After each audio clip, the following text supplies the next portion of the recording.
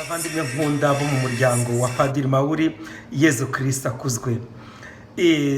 Turakomeza kuryoherwa n'ijambo ry'Imana, kandi uyu munsi byahuriranye na ya formation mumazemo igihe, mumaze guhabwa inyigisho 11, ubu ni ya 12 ndakeka, ariko ntabwo kwiga birangira, muzakomeza mwihugure kandi mwumve ko icyo ibyo byose bimaze ari ukugira ngo nyine ubutumwa bw'Imana bugende neza, kandi n'abantu b'Imana bagire ubwisanzure, duherekeza abantu, tubatega amatwi, tubigiriye Imana, kandi tubifata nyine nk'ubutumwa Imana ubwayo iduha.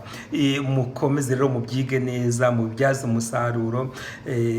Mushobora no gutangira na stage, ahubwo mugatangirira ku bavandimwe mu muryango wa Padiri Mauri, mubaherekeza, mubatega amatwi, ariko ibyo byose bikabanzirizwa no kugira ukuntu ahantu muhera, kubaka ubuvandimwe, kuko biragoye ko umuntu yakwitora cyangwa akavuga ngo mperekeza iyo nta buvandimwe bugaragara buhari. Kubaka rero ubwo buvandimwe kugira ngo buri wese agire ubwisanzure nyine bwo gusaba gutegwa amatwi ndetse no guherekezwa. Ibyo byose ni isengesho rizatuma tubigeraho, tubisabirane, dusenge, ariko cyane cyane nyine dukora iyo stage duhereye ku bavandimwe Imana yadukiza iruhande, kugira ngo nyine n'abandi bazaza baturutse hirya hino tuzasanga nyine turi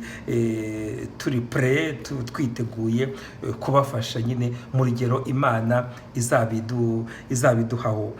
Dukomeze rero ibi byose mwize mubibyaze umusaruro, kandi koko uwo musaruro uba ugamije kubaka kiliziya y'Imana, kubaka diyoseze ya Kigali yadusabye iyo serivisi, no kubaka kiliziya y'Imana muri rusange, no ku buryo bw'umwihariko kubaka nyine uyu muryango wa Padiri Mauri Imana yaduhamagayemo, kugira ngo nyine dusangire urugendo ruyigana. Amasomo rero uyu munsi turahera ku isomo rya mbere ryiza cyane, ni mwishimane na Yeruzalemu. Yeruzalemu nshya ni umuryango w'Imana, ni twebwe, nitwishimane na Yeruzalemu. Namwebwe mwayiririraga nimusabagizwe n'ibyishimo, kandi ibyo bintu tuzamera nk'abana basimbagizwa ku bibero by'umubyeyi wabo, kuko Imana yacu iratugarukira, ikadukunda, ikadutetesha uko bishoboka byose. Nicyo gituma umuntu uzi Imana aba afite ibyishimo, aba afite ahagana. Nta muntu ufite Imana ushobora kumva ko ari wenyine, kuko ibyo byishimo bigaragarira nyine buri muntu wese. Ariko rero nko mu kiragano cya kera no mu kiragano gishya, cyane cyane igishya, ibyo byishimo ni ivanjiri, ibyo byishimo ni ubuzima bwa Yezu Kristo twabuganijwemo. Ariko no mu kiragano cya kera Imana yanyuzagamo itya, igaha abantu ihumure rivuye ku byishimo byayo. Nibyo twumvise mu gitabo cy'umuhanuzi Izaya mu isomo rya mbere, bavuga nyine ngo nimwishimane na Yeruzalemu, nimwishimire muri Yeruzalemu, abayiriraga rwose nimusabwe n'ibyishimo, mube nk'ababana nyine bateteshwa. Ibi byose rero byarushujwe muri Yezu Kristo, aho yatwihayeho ifunguro akaduha ubuzima bwe, tugateta tukishima, kandi umuntu wese wamukurikiye akaba koko impamvu y'ibyishimo kuri mugenzi we. Ni nabyo rero Pawulo mutagatifu yatubwiye mu isomo rya kabiri mu ibaruwa yandikiwe Abanyagalati, atubwira ati rwose ikintu tugomba kwiratana ni umusaraba wa Yezu Kristo. Muvandi, uriratana iki? Uriratana umusaraba wa Yezu Kristo, cyangwa urakiratana bya bindi by'amahomvwo, amatitre, amashyari y'abantu yasaritse abantu, ibintu byinshi cyane? Ibyo byose nta na kimwe tugomba kwiratana. Twebwe abakristo, twebwe twamenye Imana, ikintu tugomba kwiratana ni umusaraba wa Yezu Kristo. ni umusaraba wa Yezu Kristo. Kandi kizakerekana ko tuwiratana ni uko mu rugendo rwacu ikintu cy'ibanze kidushishikaze cyane ntabwo ari ukugenwa cyangwa kutagenwa, kuvuga amasengesho menshi cyangwa kuvuga makeya. Ikintu kituraje inshinga mu rugendo rwacu ni ukuba ikiremwa gishya. Muvandi, batisimu wahawe yakugize ikiremwa gishya? Ese ko iyo batisimu wahawe wayinononseye mu muryango wa Padiri Mauri byagufashije kuba ikiremwa gishya? Tubyibaze, tubibazanye. Noneho buri wese ndabasaba kugira ngo akore ako kitozo, buri wese abaze mugenzi we ati ese urabona muvandimwe, ahantu umbonaho ko ndi ikiremwa gishya ni hehe? Urabona kuko ndi ikiremwa gishya? Ese ikintu nakora kugira ngo mbe ikiremwa gishya ni ikihe? Twese dufatanye, ariko buri wese atera agatambwe ko kugira ngo yerekane ko ari ikiremwa gishya. Kuko ikituraje inshinga si ukugenwa cyangwa kutagenwa, ahubwo icyo twimirije imbere twese ni ukuba ikiremwa gishya. Ariko muribuka ibyo Pawulo Mutagatifu yari yavuze ubushize ku cyumweru, abwira bari abanyagalati nyine, abwira ati muracagagurana ahubwo murakamenya, ahubwo ntimumarane. Avuga ko ibyo bari barimo byose bari baratandukiriye. Natwe dushobora gutandukira, tugatandukira ugasanga no kumarana natwe twamaranye, ariko ntibikabe. Gusa ahubwo buri wese yumve ko ikigamijwe cyane ari uguhinduka ikiremwa gishya.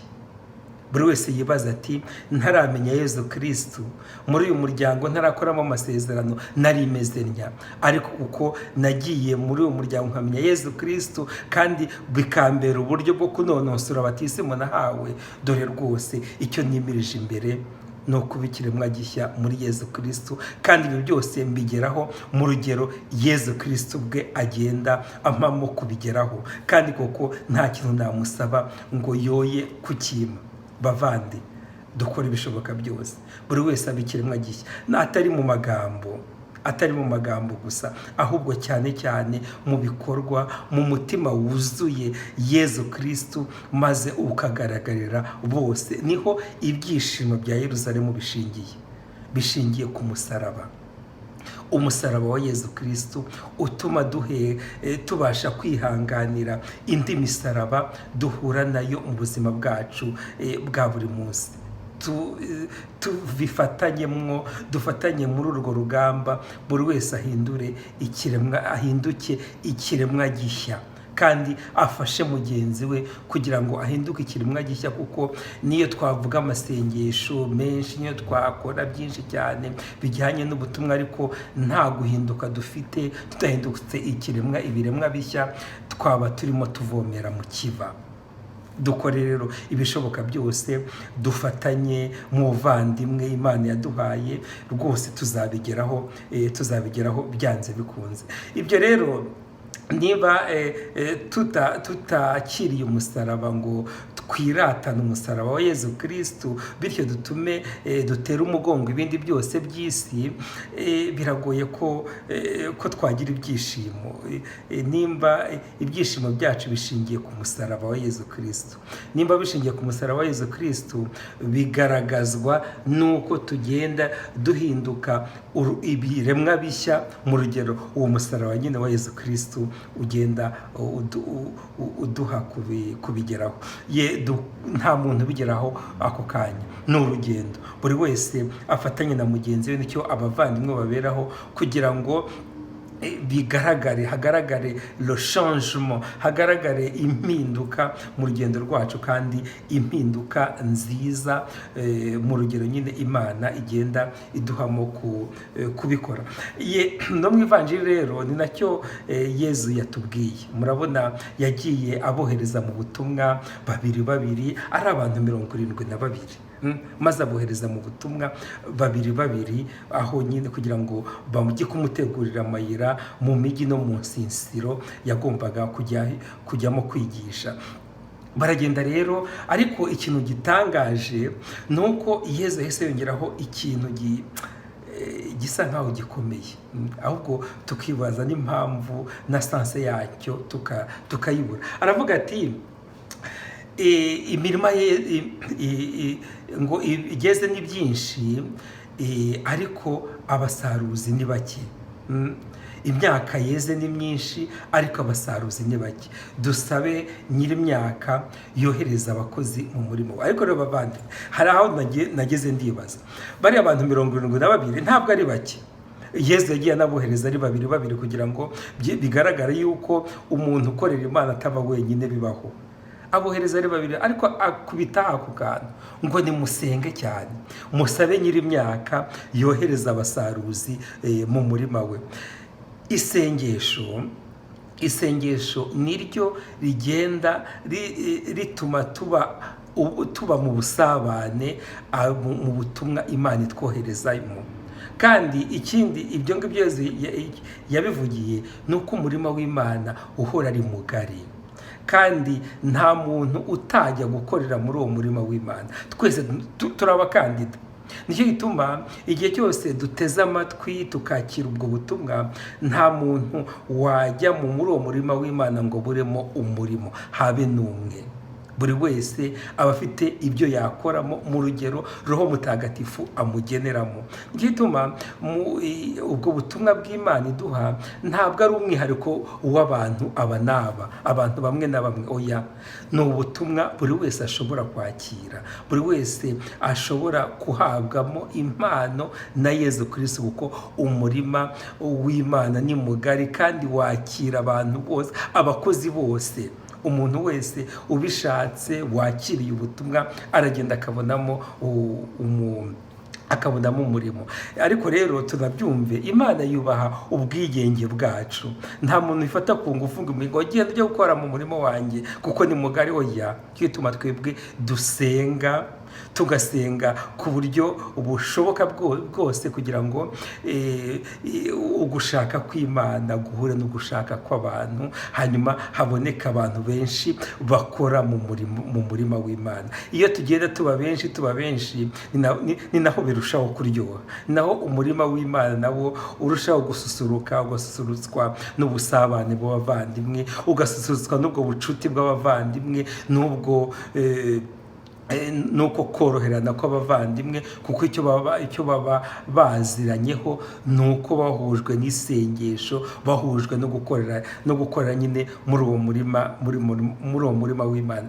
Twese rero ntihagire umuntu n'umwe wumva yuko ahejwe, cyangwa ngo yumve ngo Imana Yezu Kristo yampaye ubutumwa runaka ngo ngo kiriya ni icyate cyanjye nyine. Oya, ntabwo Imana itanga ibyate ngo dore hariya ni kwa padiri, hariya ni kwa runaka. No, twese Imana idushyira muri ubwo butumwa, buri wese agakora icyo ashoboye mu rugero Imana imuhamo, kuko umurima w'Imana nta muntu uwuhejwemo bavandi, nta muntu uwuhejwemo. Twese twakira ubwo butumwa, kandi nta muntu uzumva yuko ari wenyine mu murima w'Imana. Oya, ibyo gituma yagiye abohereza ari babiri, kugira ngo rero ubutumwa bukunde kandi bubashe gusohozwa neza, ni uko tubukora dukurikije inama Yezu Kristo atugira. Yaduhaye amabwiriza, arabwira ati ntihagire icyo mujyana, ntimujyane udupfunyika turimo ibiceri, ntimujyane ibikapu, ntimujyane inkweto, ntimujyane ngo ntimunahagarare mu mayira muramukanya. Oya, mugende mwimiriza imbere ubutumwa. Kandi Yezu yatwigishije byose, yatwigishije n'uburyo tugomba kuramukanya. Urugo muzinjiramo muzabwire muti amahoro muri uru rugo.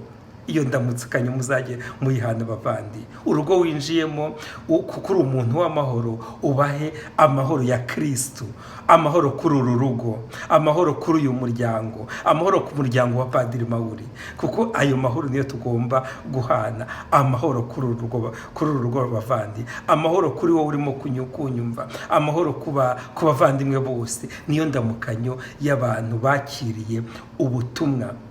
Kandi nk'uko nahoze mbivuga, nta muntu uhatirwa kwakira. Oya, ngo nimugera muri urwo mugasangamo inshuti y'amahoro, ayo mahoro azamanuka kuri urwo rugo. Hanyuma nibatabasha kuyakira, aho ya data, ahubwo muzafate n'umukungugu w'ibirenge byanyu mubasigire, ariko mubabwire ati mumenye yuko ingoma y'Imana yegereje, ingoma y'Imana iturimo rwagati, ingoma y'Imana ni twebwe twakiriye ubutumwa.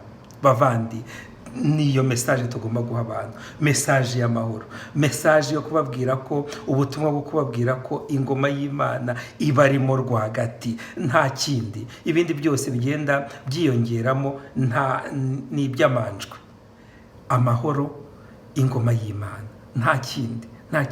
Maze rero ayo mabwiriza barayakurikije pe, bagenda muri ubwo buryo Yesu Kristo yari yabasabye gukoramo ubutumwa.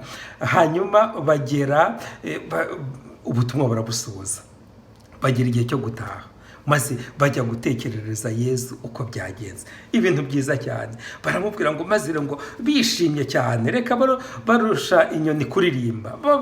Babwira Yesu bati urabizi uzi n'ibindi, ngo na roho mbi mu izina ryawe zatwumviye. Yesu rero nawe yahise abankuraje cyane, kuko yagendaga nyine abakurikiranira bugufi. Ababwira ati nabonye roho mbi ihanantuka nk'umurabyo, nabibonye pe, kandi ubwo bubasha murabufite. Nibyo narabubahaye, niko Yesu yavugaga. Murabufite ububasha kuri roho mbi, murabufite, n'ubwo bubasha bwanjye nabahaye. Ariko rero mbabwire, ni Yesu yabivugaga, ntimwishimire yuko roho mbi zabumviye, ahubwo mwishimire ko amazina yacu, amazina yanyu yanditse mu gitabo cy'ubugingo. Ni ibintu byiza cyane. Murabona, twebwe ibyo dukora byose, igisobanuro cy'ubutumwa Yesu Kristo aduha ni icyo ngicyo, nuko amazina yacu yandikwa mu gitabo cy'ubugingo. Muvandi, ntabwo dukorera Imana kugira ngo abantu batwadimire, abantu batubwire ngo bravo, oya. Twebwe icyo dukorera ubutumwa Yesu Kristo aba yadushinze nta kindi, ni ukugira ngo amazina yacu yandikwe mu gitabo cy'ubugingo. Kandi na bya byishimo nahoze mvuga byo mu isomo rya mbere, twishimana n'umuryango w'Imana Yeruzalemu nshya, naho ngaho biganisha, no kugira ngo amazina yacu yandikwe mu gitabo cy'ubugingo. Kuha agaciro umusaraba, kwiratana umusaraba wa Yesu Kristo, no kuba ikiremwa gishya muri we, ni ukugira ngo amazina yacu yandikwe mu gitabo cy'ubugingo. Kwakira ubutumwa no kubukora dutanga amahoro ya Yesu Kristo, ni ukugira ngo amazina yacu yandikwe mu gitabo cy'ubugingo. Muvandi, dufatanye twese kugira ngo dukore ubwo butumwa bwa Yesu Kristo, twishime, tunezerwe, hanyuma koko amazina yacu yandikwe mu gitabo cy'ubugingo. Nk'uko bisanzwe, mugende murebe amasomo y'uyu munsi. Isomo rya mbere mu gitabo cy'umuhanuzi Izaya, mugende murebe isomo rya kabiri mu ibaruwa ya Pawulo mutagatifu yandikiye Abanyagalati, ariko nk'uko nsanzwe mbibabwira, mwibande cyane ku ivanjiri. Ni uko yanditswe na Luka ku mutwe wa 10 kuva ku murongo wa mbere kugeza ku wa 12, mugasimbuka gato mukava ku murongo wa 17 kugera ku wa 20. Duhurire muri iryo jambo ry'Imana, rituryohere, turyishimire. Nkunze kubibasaba, sindabona bikorwa, turisangire, dusangire ayo magambo meza y'Imana yaduhaye kuri za social media. Buri wese yakohereza mugenzi we, nko ku mbuga duhuriyeho, uvuga rwose icyanyubatse uyu munsi ni iki ngiki gisangiye n'abavandimwe. Iyo ntambwe ntabwo turayigeraho, dukore ku buryo bwose tuyigeraho, kandi bizadushimisha, kuko gusangira ijambo ry'Imana niho dukomora ibyishimo bituma nyine turyoherwa na rwa rukundo na bwa butumwa Yesu Kristo agenda adushinga, kugira ngo nyine amazina yacu yandikwe neza mu gitabo cy'ubugingo. ndabakunda rero, dukomeze dusangire urwo rukundo rw'Imana, tubaho dukurikiza iri jambo ry'Imana, ivanjiri ya Yezu Kristo, kandi nongere mbisubiremo, ibyishimo bya Yeruzalemu, ibyishimo by'umuryango w'Imana biturimo, tubisangire, bityo umusaraba wa Yezu Kristo uduhindure ibiremwa bishya bibasha no guhangara muri Yezu Kristo, ubuzima nyine bw'iyi si, ubuzima Yezu Kristo aduha, ariko twibuka ko l'objectif ari uko amazina yacu yakwandikwa mu gitabo cy'ubugingo. Ushobora byose nabaho umugisha kandi abarinde, Imana Data na Mwana na Roho Mutagatifu. Amen. Icyumweru cyiza, dukomeze tugendane, kandi ibyishimo bya Yezu Kristo bitugire abantu bashya muri we no mu musaraba we.